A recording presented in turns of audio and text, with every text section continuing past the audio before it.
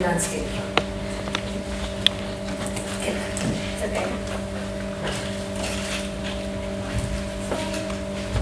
Okay, so can everybody tap your feet a little bit? So what you're doing right now is changing your bone shape, even just a little tiny bit.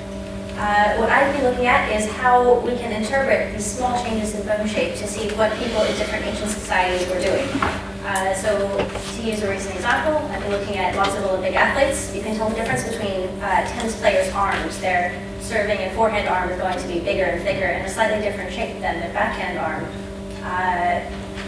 What I am looking at in particular is the tibia. So this is your shin bone. It's the one that if you run into a coffee table, it's going to hurt because it's very close to the surface.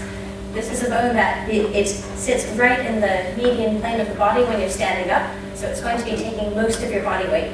And if you're doing something like moving forward a lot, it's going to elongate in, like we see in number 6 over here.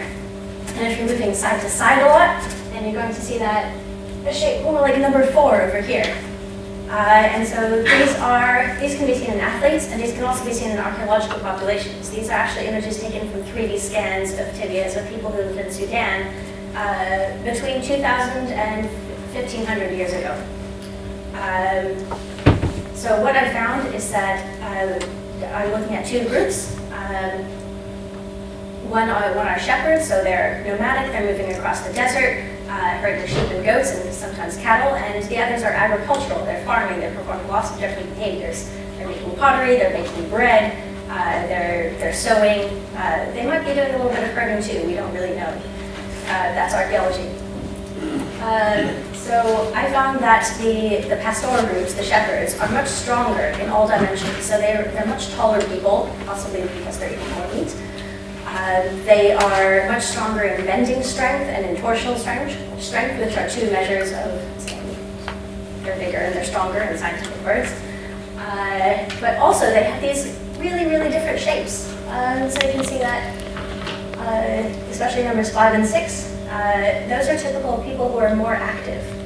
So in the shepherding group, probably because they're walking far between campsites or to herd, they're doing a lot more activity than your agricultural, your farming groups. So it's not really saying that farmers are lazy, but perhaps they've changed their subsistence strategy to not have to do as much activity. An additional really strange thing I found is that a lot of the women are this really teeny tiny one. And so that's where lots of issues of perhaps women aren't doing different activities, but maybe there's hormonal differences, because more PhDs raises more questions than answers. And yeah, so that's further investigation. Why are the women so small?